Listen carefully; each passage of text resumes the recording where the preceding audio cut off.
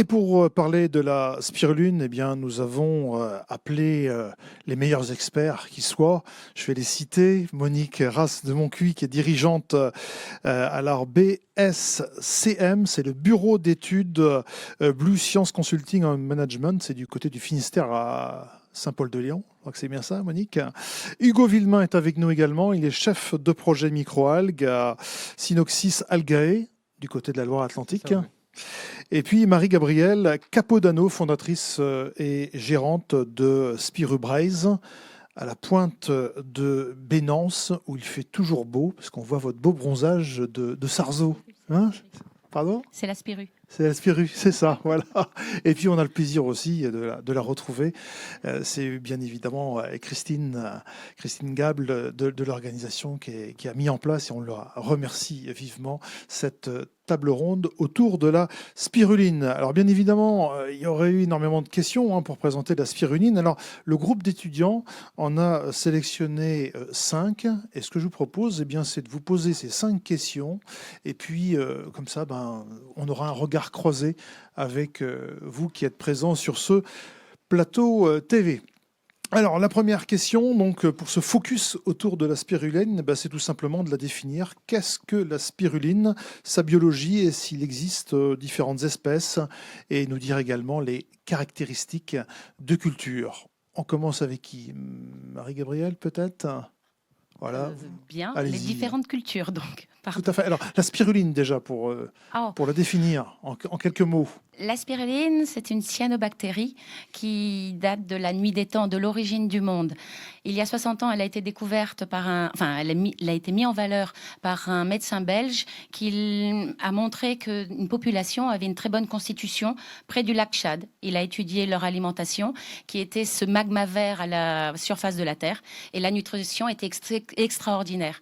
Et puis, se sont développées des fermes humanitaires, des fermes commerciales et des fermes industrielles, partant toujours par biomimétisme sur comment c'était développé dans les lacs d'eau saumâtre à variation de salinité, et ils l'ont développé dans des bassins maîtrisés avec de l'eau douce ressalée. Et aujourd'hui, il y a plusieurs espèces. On est d'accord. Et chaque lac a son espèce. Sa propre espèce. Le lac Paracas porte le nom de la souche Paracas, le lac Tuléar, le nom de la souche Tuléar, et le lac, ou celle de la Bretagne aujourd'hui, s'appelle la Spirubraise. Monique, Hugo, vous voulez compléter les propos de Marie-Gabrielle? Oui, du coup, c'est une espèce, une cyanobactérie, du coup, qu'on trouve un peu partout. Il y a quand même des choses assez communes. Le fait que ce soit, par exemple, une espèce extrémophile. Il faut savoir qu'on la cultive dans des conditions d'alcalinité assez fortes. On sait aussi que c'est une espèce qu'on trouve dans le milieu naturel un peu partout. Donc c'est des choses assez intéressantes, et on peut aussi la cultiver dans plein de systèmes de culture. C'est aussi quelque chose, un gros avantage de la spiruline. Monique Ras? Non, j'ai rien à rajouter. Voilà, on a fait le tour de cette première question. Deuxième question du groupe d'étudiants. Quels sont les différents modes de production utilisés pour la spiruline? Marie-Gabrielle Capodano a commencé à en parler. Est-ce qu'on peut préciser, détailler, s'il vous plaît? Alors, le plus commun, ce sont des raceway et qui vont travailler en mètres carrés. Et puis, il y a d'autres formes, et Hugo en parlera. En ce qui me concerne, c'est en batch. Ce sont des cuves en hauteur qui nous font gagner de l'espace. On gagne, le coef est x10. C'est-à-dire que, par exemple, moi, pour une surface, pour mon usine industrielle où j'aurais besoin de 300 mètres carrés, eh bien, si j'étais un conventionnel, j'aurais besoin de 3000 mètres carrés. Vous imaginez la différence, et bien évidemment, de situation lorsqu'on a des terrains près du littoral. Alors, on a quelques images qui sont les diffusées. batchs. Alors, la spiru, c'est celle que vous voyez sur la gauche. C'est fin filament. Ça, c'est ma petite équipe. Et puis, ce sont les grands volumes que l'on voit. Ça monte jusqu'à 1,50 m. Donc, je peux les avoir de différentes tailles. Celles sur lesquelles j'ai commencé à travailler, ce sont des batchs d'1,50 m sur 50 cm de côté. Donc, 1 mètre carré. Et j'avais 250 litres à l'intérieur. D'accord. Mais ça, c'est ce que l'on retrouve donc du coup dans le Morbihan, ce que vous avez mis en place Oui, tout depuis à fait. longtemps, parce qu'on sait que vous avez démarré il y a quelques années. J'ai démarré dans le monde des microalgues en 2003 dans une écloserie pour faire des bébés vides, des oursins, des palourdes. Mais j'ai monté mon propre chantier en 2012 et j'ai mis au point une technique en 2013 pour développer de la spiruline spécifiquement 100% dans l'eau de mer. Et mon entreprise s'appelait Spirubraise, aujourd'hui s'appelle Spirumarine, mais Spirubraise me plaisait et c'est le nom de la souche aujourd'hui, car née en terre bretonne. Y a-t-il d'autres modes de production utilisés que vous souhaitiez présenter, Hugo Villemain notamment? Alors oui, il y a plein d'autres modes de production. Alors, c'est la production de la spiruline, en fait, elle peut se faire de plein de méthodes. C'est pas quelque chose de manichéen, c'est pas tout blanc ou tout noir. On peut la faire en raceway, on peut la faire dans des fûts, on peut aussi la faire dans des photobioréacteurs. L'avantage de la spiruline, c'est qu'il y a énormément d'études dessus. Par exemple, sur les plants agroalimentaires, sur la cosmétique, on peut extraire des pigments. Et cette production peut être faite dans plein de systèmes de culture, de manière contrôlée. Venir par exemple jouer sur la photopériode. Il faut savoir que, voilà, comme l'a dit Marie-Gabrielle, suivant le fait qu'on ait du foncier, qu'on ait de la place, qu'on soit dans des zones urbaines, on a besoin de types de production particuliers. Ça peut être des fûts, ça peut être des photobioréacteurs, et devoir contrôler ça suivant les débouchés qu'on aura. Par exemple, la fucocyanine, qui est un pigment qui est très utilisé dans les colorants alimentaires, bah, on sait que en la faisant avec des photobioréacteurs, on peut, avec certaines longueurs d'onde, par exemple 620 nanomètres, pouvoir produire beaucoup de pigments et du coup avoir des débouchés spécifiques. Très bien. Christine Gable, vous vouliez intervenir? Oui, moi j'ai une question. J'ai compris en fait qu'il y avait des batchs, des photobioréacteurs, qu'il y avait des raceway. Mais du coup, qu'est-ce qu'on entend à côté de ça? La production artisanale, la production industrielle, est-ce que ça vient des modes de production? Est-ce que ça vient de la quantité produite? Ben, c'est justement le fait de l'artisanat, ce sont ces raceway en mètres carrés, avec très peu de hauteur d'eau. Et en général, ça va rarement à plus de 1500 mètres carrés, ce qui est déjà beaucoup. Les fermes humanitaires, c'est beaucoup moins. Bien évidemment, c'était pour répondre à un besoin alimentaire de certaines populations africaines. Le mode industriel, ce sont des immenses fermes qui utilisent des mètres carrés et des mètres carrés de surface pour produire toujours avec de faibles hauteurs d'eau. L'industriel, aujourd'hui, prend de nouvelles formes par ces nouvelles méthodes que nous mettons au point justement avec Hugo, chacun de notre façon, et qui permet de réduire l'espace. Et ça, c'est important parce qu'on va utiliser des matières, par exemple, en ce qui me concerne, une ressource naturelle qui est la mer, en m'accouplant à la... Pardon. En me mettant proche d'un littoral, eh bien, j'ai tout le mécanisme qui permet de rendre l'eau originelle, avec toutes ses composantes, mais affranchie de tous les problèmes environnementaux et surtout humains, d'avoir une eau d'extrêmement bonne qualité dans laquelle je vais déployer ma spirubraise. Et on aura donc une protéine de parfaite qualité. Et du coup, par rapport à vous, vous contrôlez, c'est ça, les productions? Alors voilà, l'idée c'est que il y a différents types de production, à la fois sur les systèmes de culture et à la fois sur la méthode de produire.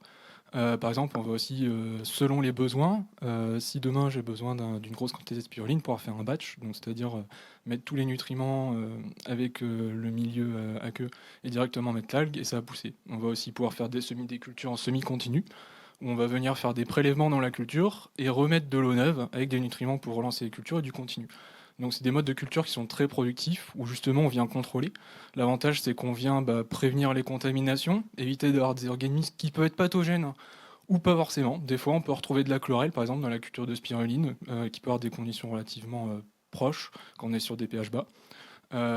Ou des organismes qui peuvent être pathogènes, comme par exemple d'autres cyanobactéries qui peuvent se développer, comme les microcystis, qui ont des toxines, les microcystines, qui peuvent justement, dans ce cas-là, être un danger pour la consommation humaine. Donc du coup, on va contrôler ça avec les photobioréacteurs. Oui, c'est quelque chose qu'on ne trouve pas dans les raceway, par exemple. Il n'y a pas un système de contrôle aussi poussé. Donc on n'est pas sur du qualitatif à ce niveau-là. On est plutôt sur du gros volume. Voilà, le raceway, c'est vraiment ce qui est déployé en Chine. Maintenant, on démarre en Europe sur des gros espaces. Ouais. En fait, le problème, c'est que plus vous allez avoir de mètres carrés, moins c'est compliqué de maîtriser. Et pourquoi il y a des mètres carrés? C'est pour pouvoir permettre l'échange gazeux et ne pas avoir à d'enrichir en CO2. Cela va se faire naturellement. Oui, mais le fait d'être à l'air libre génère une pollution potentielle. Et il y a la pollution qui va venir par l'air, mais il y a également la pollution qui peut venir par les nappes phréatiques. Et la problématique, par exemple, de la Chine, on sait que les nappes phréatiques sont polluées en plomb.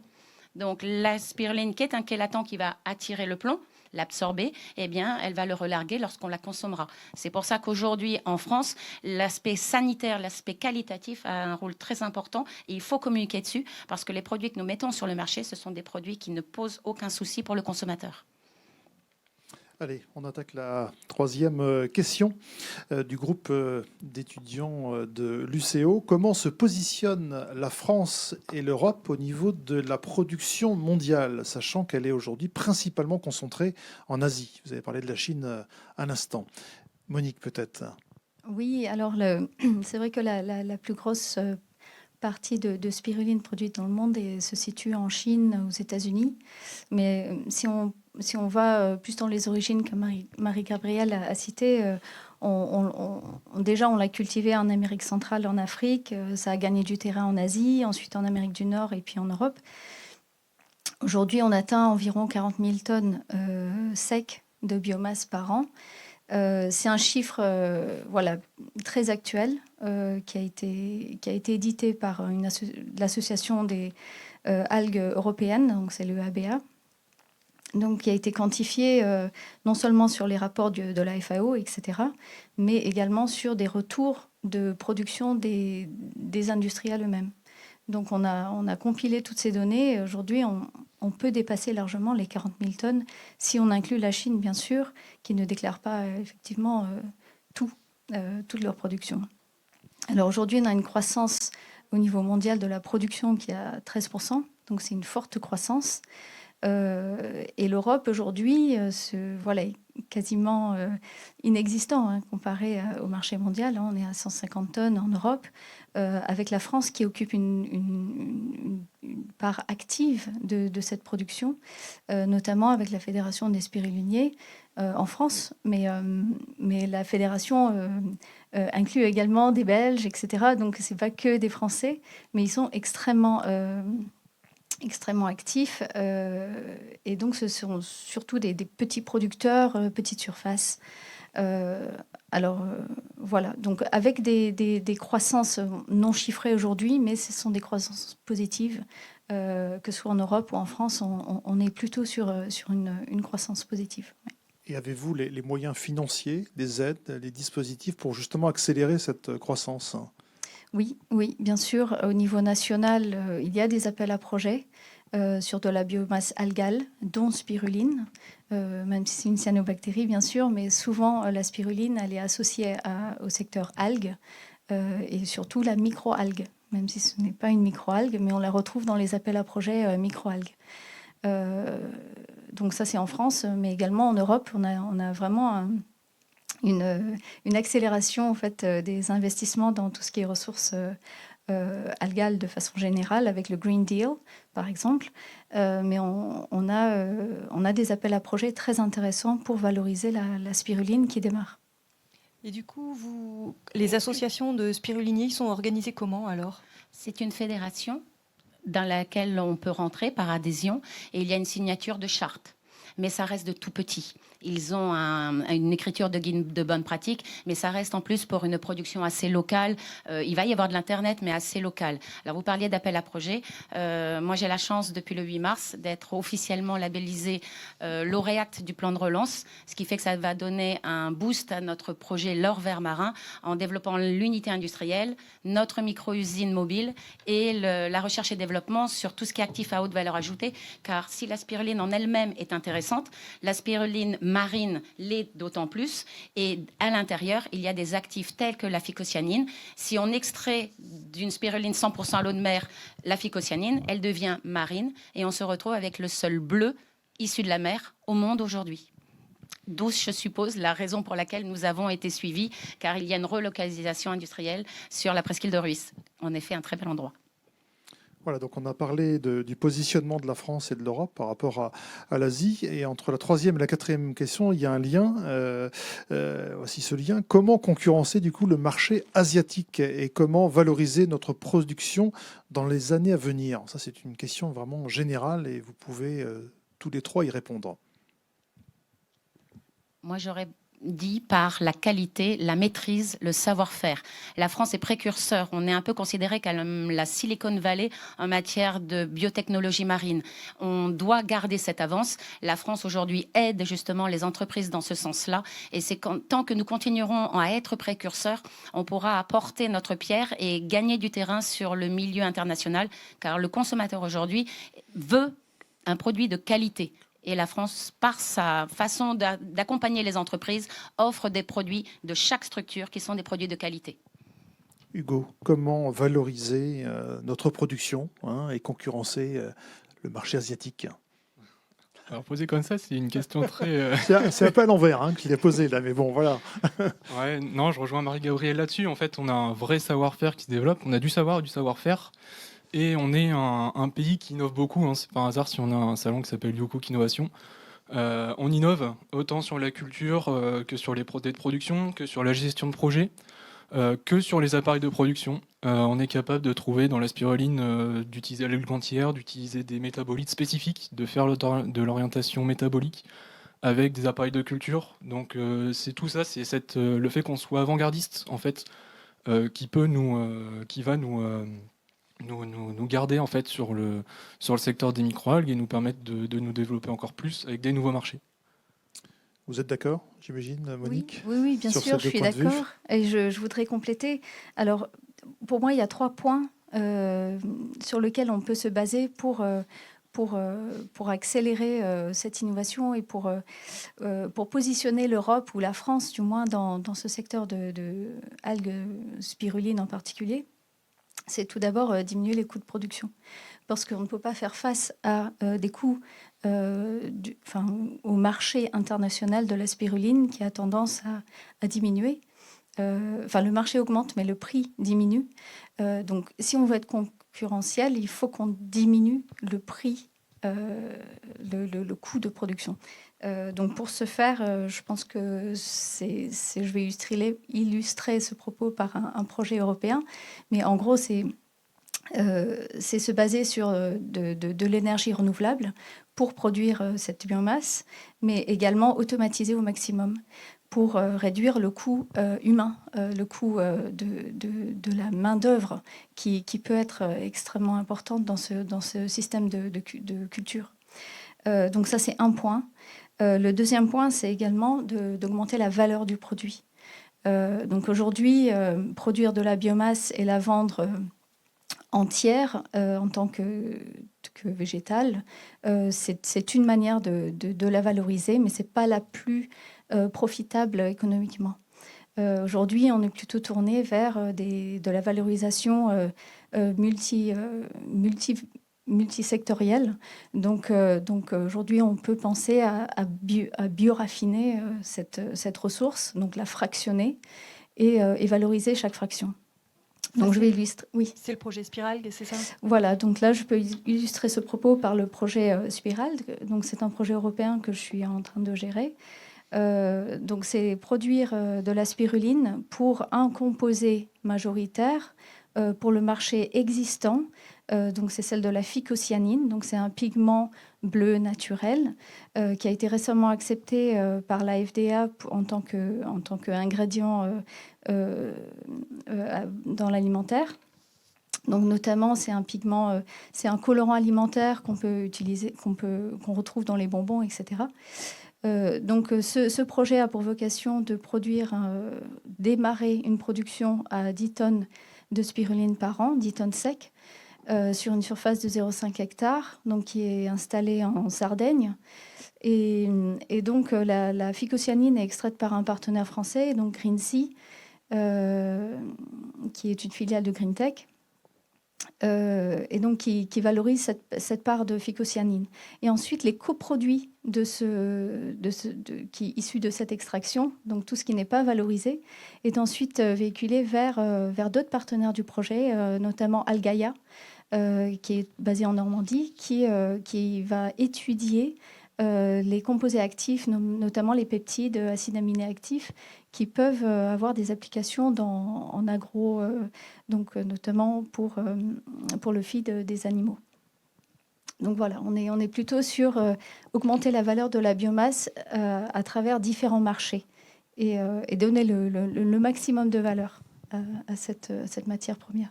Alors, si j'ai bien compris, on va pouvoir sélectionner de la spiruline. Donc, est-ce qu'il existe des souches déjà présélectionnées pour être capable de produire, enfin, qui permettraient une production, par exemple, de phycocyanine élevée, plus élevée que d'autres souches? Est-ce que ça existe déjà et qui les possède, en fait, ces souches?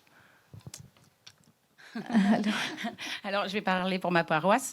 Le fait de l'avoir fait produite 100% à l'eau de mer, on sait que tout organisme vivant se développant dans un environnement stressant, le vent, le froid, le sel, eh bien, va en développer des résistances, une activité bien plus concentrée. En 2018, avec le docteur en biologie qui nous a rejoint, Adélaïde Legrand, nous avons rendu visible un poster de communication scientifique qui mettait en avant les comparatifs que nous avions pu faire de ce qui existait sur le marché en phycocyanine aqueuse ou en phycocyanine pure et nos produits à nous.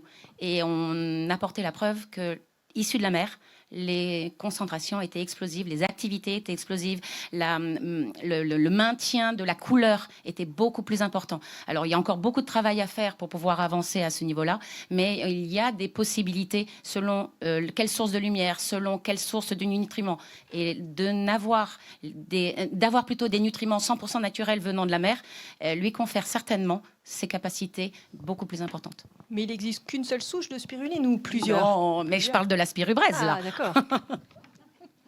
Non, en général, on estime un taux environ de 20% de phycocyanine dans la spiruline.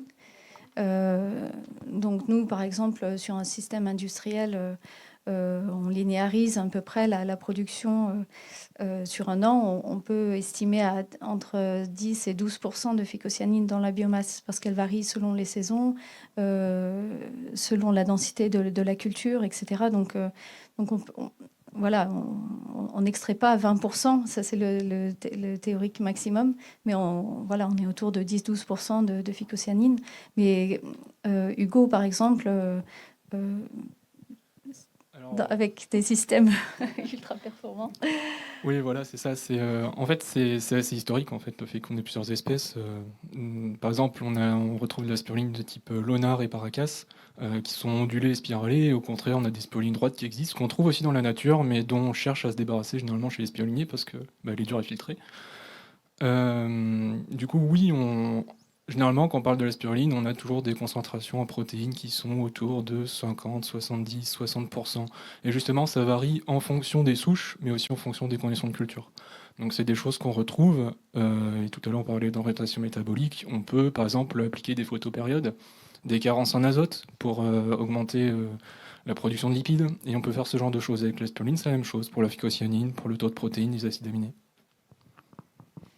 Très bien. Et puis, on arrive bientôt à la fin déjà de cette table ronde. Je vais vous lire tout simplement bien la 5e question préparée par les étudiants, hein, puisque nous sommes dans un colloque qui s'adresse aux professionnels et aux étudiants. Quel serait pour chacun d'entre vous le mot de la fin? C'est très ouvert, hein. Vous pouvez délivrer un message sur l'avenir de la spiruline. Voilà, des notes d'espoir, on en a eu. On vous a écouté, Marie-Gabrielle, tout à l'heure. Je ne sais pas qui commence. Oui, d'accord. Monique? Oui, l'avenir, oui, c'est un vaste... oui, comment dire? Je pense que l'avenir, enfin, si on veut se positionner, et puis ça revient à votre question précédente, si on veut se positionner au niveau international et être reconnu, visible, et qu'on ait un vrai marché européen sur ce domaine-là, et être concurrent au niveau international, je pense qu'il faut vraiment il faut fédérer. Il faut que les industriels, que les petits producteurs comme les gros producteurs puissent se rejoindre et proposer, voilà, au niveau européen, proposer des idées, de l'innovation, mais également ce qui bloque aujourd'hui dans le développement du marché au niveau Europe, c'est souvent des problèmes réglementaires. Et c'est en fédérant et en étant visible qu'on peut initier des changements. Et c'est ensemble qu'on peut le faire. Donc mon mot de fin, ce serait vraiment de fédérer. Donc il y a déjà une association européenne pour les algues. Donc c'est l'EABA, elle existe. Elle est extrêmement active, notamment pour défendre les intérêts des industriels, des petits producteurs comme des gros producteurs au niveau Europe. Donc vous pouvez trouver sur le site de l'EABA des documents de référence qui sont vraiment disponibles au public, experts ou non experts. Et si mon mot de la fin, je voudrais le donner aux jeunes, puisque c'est voilà, dans le cadre de l'UCO, avec beaucoup de masters et peut-être des personnes qui vont démarrer des thèses, qui sait, il y a un mouvement jeunes dans le cadre de l'EABA, c'est les Young Algineers. Donc, si vous êtes intéressé par les algues avec des idées innovantes, vous pouvez rejoindre cette association qui découle de l'EABA. On a même fait une diapo, si vous voulez la passer, par rapport à ça. Très bien, on va essayer de la passer. Donc on a bien compris, Monique Rass, l'avenir de la spiruline passe par l'Europe et par cette association et fédérée. On a bien compris. Oui. Marie-Gabrielle, à vous. Alors, bien évidemment, associer la jeunesse à cette évolution. Nous, on a pour habitude chaque année de prendre entre 2 et 3 stagiaires. Ça peut être de 2 mois, de 4 mois, de 6 mois. Ça fait partie intégrante de nos avancées. On a tout à gagner à travailler ensemble. Le transgénérationnel, le transconnaissance est un point extrêmement important. Pour nous, l'avenir, évidemment, c'est l'international.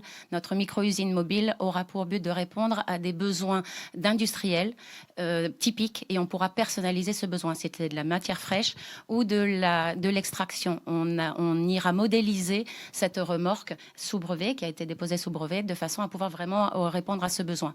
Eh bien, à chaque fois qu'il y aura un laboratoire, cette remorque mobile, automatisée, donc nous, on va également, eh bien, une seule personne sera suffisante et pourra à ce moment-là parcourir le monde avec. Hugo Villemain. Oui, du coup, je rejoins les deux avis. En fait, c'est un monde qui est très jeune. On découvre beaucoup de choses, on apprend beaucoup de choses et voilà, on a besoin de former tous les gens qui vont travailler dedans. On a aussi beaucoup de moyens de production, donc le mot de la fin, ce serait continuer d'innover. C'est un facteur qui permet de nous démarquer autant dans la production que dans les appareils qui permettent de produire les algues. Donc continuons la pédagogie, la formation avec les écoles, auprès des jeunes, en prenant des stagiaires et faisons avancer les algues comme ça. Innover, fédérer, voilà, pour l'avenir de la spiruline. J'espère que vous en savez plus maintenant sur après ce focus. Et encore merci à vous, franchement, d'être venus. On remercie Hugo Villemain, Marie-Gabrielle Capodano et la Spirubraise. Voilà. Et Monique Rass de Moncuy, et puis bien sûr Christine Gable qui était avec nous et qui va rester avec nous, j'espère, jusqu'à la fin, parce qu'il y a le concours étudiant qui va bientôt débuter. Merci à vous.